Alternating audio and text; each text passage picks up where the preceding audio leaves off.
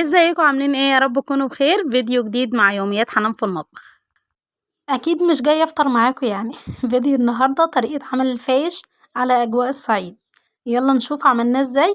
بس يا ريت ما ننساش لايك وشير وسبسكرايب ليوميات حنان في المطبخ، ونسمي بسم الله. اول حاجه بعد ما بنسمي الله بنجهز كميه الدقيق اللي احنا هنستخدمها. النهارده انا هستخدم كيلو دقيق. الكيلة دي عباره عن 12 كيلو دقيق.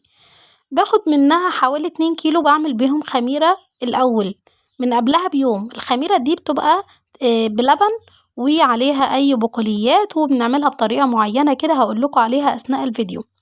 تمام. وبنسيبها لتاني يوم بعد ما بنغطيها بالدقيق بنلاقيها بقى قبت وعملت وش وكده اسمها اختمرت. بنجيب بقى دقيق واللبن بتاعنا والسمنة والخميرة البيكنج باودر، كل حاجة بنجهزها من سمسم لكركم لكل حاجة انتي حابة تضيفيها. انا بنزل في العجانة بتاعتي الكبيرة بالدقيق بتاعي، ومن جنبها الخميرة اللي هي انا بضيفها دي دلوقتي. تاني يوم بنعملها بالليل، وبنيجي في الفجر بنقلبها بحبة مية وبنغطيها بدقيق. بتبقى اختمرت معانا على الساعة 6 الصبح كده. بنروح بقى عجنين العجين بتاعنا وبنسيبه يختمر للمرة التانية. تمام.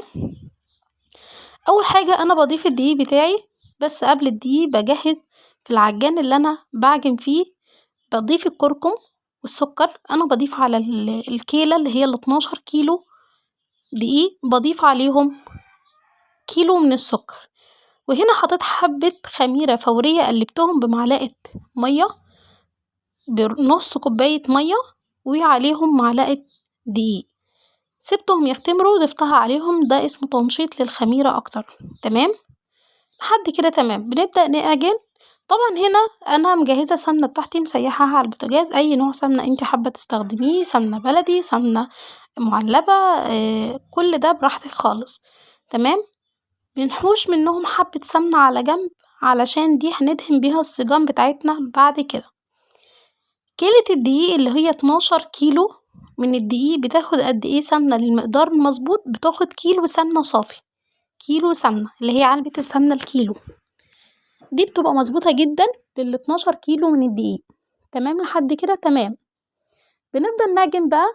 هنا الطريقة المعتادة او الطريقة اللي مش اصلية البسيطة بتضيفي مية مكان اللبن، لكن لو عايزاه على اصوله ويكون حاجة نضيفة معاكي وزي البسكوت كده بتضيفي لبن مكان حبة المية اللي انت بتضيفيهم. بضيف قد ايه مية؟ بضيف حوالي 2 كيلو مية او ال2 كيلو اللبن بتوعي على كيلو السمنة.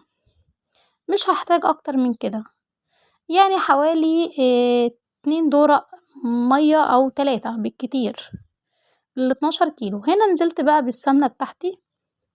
تبدأ بقى ان انت تعجني كويس جدا.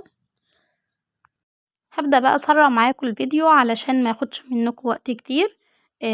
هنا بقى انا كنت بصور ومرات اخويا ربنا يبارك في عمرها وصحتها يا رب العالمين هي اللي كانت بتعجن.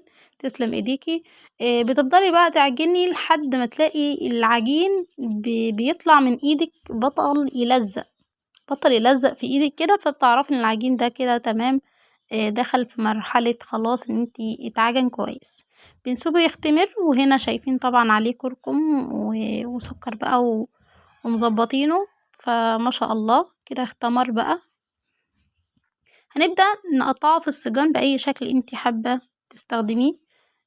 صوابع، قرص كده مدورة وتقطعيها بعد كده بالسكين تبقى على زي اللي بتشتريه من الفرنة. وهنا طبعا بعد ما اتحمص ودخل الفرن استوى الأول، وبعد كده حمصناه على نار هادية وشايفين لونه جميل ازاي مع كوباية لبن الصبح. عايزة اقولكوا حاجة روعة وصحية، وتسلم ايد اللي عملته وتسلم ايدي طبعا اللي صورته. صحة وهنا لله يعمله ولله يجربه وللي داقه. واسيبكم في رعاية الله. متنسونيش في لايك وشير وسبسكرايب ليوميات حنان في المطبخ.